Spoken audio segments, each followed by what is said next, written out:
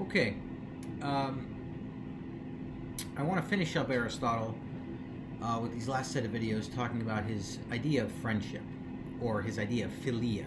The Greek word for friendship that he uses is philia, and it really has to do with love. And at the end of the day, Aristotle, and I mentioned this before, Aristotle says that love or friendship is really what makes a human being happy, or what makes a human being flourish. It is impossible to flourish without friendship, without social relations, without healthy social relations. In fact, they're so important that you can have all the self-discipline and all the habituation you want, but if you don't have proper relationships with other human beings, you won't flourish, you won't be happy.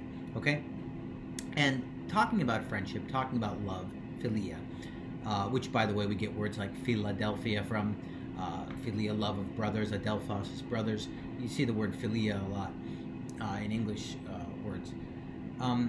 But when we're talking about philia or love, we're talking about really something that's inextricably bound with it, namely self-love. Self-love and love for others are intimately connected for Aristotle, such that whatever you do with one happens to the other. So if you love yourself properly, Aristotle thinks, you'll love other people properly. If you love other people properly, you'll love yourself properly. And in fact, proper friendship is based, for Aristotle, on healthy self-love. Remember a couple videos ago I said that really at the end of the day, what virtue was about was regulating the emotions, but really it's about regulating one emotion, self-love.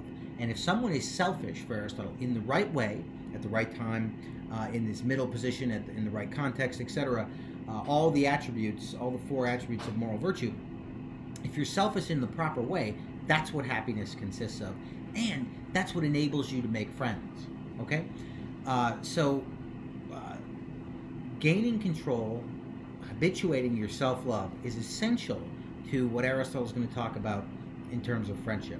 And he makes a distinction, and this is in books, book 9, 9.4 and 9.8. He says there are two different kinds of self-love that people often conflate. There is selfishness in the good sense. Let's call it proper self-love. And then there is selfishness in the bad sense. Let's call it egoism. So good selfishness, bad selfishness, self-love and egoism. Self-love, proper self-love for Aristotle, means that you love yourself in the proper way. That is, you gratify, and here's what he means by this, you gratify the highest elements in you. You satisfy the highest needs in you, which are the rational needs. And in a hierarchical order, you satisfy the bodily needs too, but you satisfy your rational needs first, your social needs.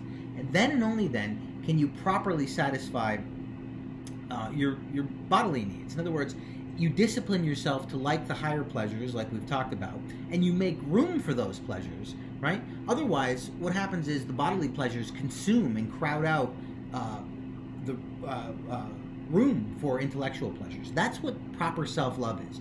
It's feeding what's highest in you. It's satisfying these this urge we have to higher pleasures, and in doing so, we can flourish. Okay. On the other hand, egoism is self-love in the negative sense, which means we take more than our fair share of bodily pleasures or material goods or honors at the expense of other people. Okay, at the expense of other people, and we gratify what's lowest in us. Okay, we live basely, and that actually is improper or bad self-love, which leads in the end to Aristotle to self-hatred for Aristotle. If you love yourself too much, that is, if you don't have a proper relationship with other people and yourself, and you don't include others, we could say, in your self-love, you will eventually hate yourself. So people that love themselves too much actually hate themselves. People that can't get outside themselves, can't become ecstatic. Ecstatic, in Greek, we get the word ecstasy from, or joy or bliss. Ecstatic means to get outside of yourself. The only way you can do this is regulating your self-love to include other people and gratify what's highest in yourself, okay? If you don't do that, you just feed what's base in you. If you feed the bodily pleasures, material goods, love of money, honors, etc., you'll exclude people, ipso facto. You'll want more. You'll get into rivalry and conflict with other people. So for Aristotle, it's so important that you have proper self-love, proper friendship with yourself. You have to like yourself and love yourself. There's nothing wrong for Aristotle with loving yourself. Matter of fact, in order to love other people, you have to love yourself properly. But you have to love other people properly in order to properly love yourself. They're a balancing act here. One can't tip it too far, and it goes the other way.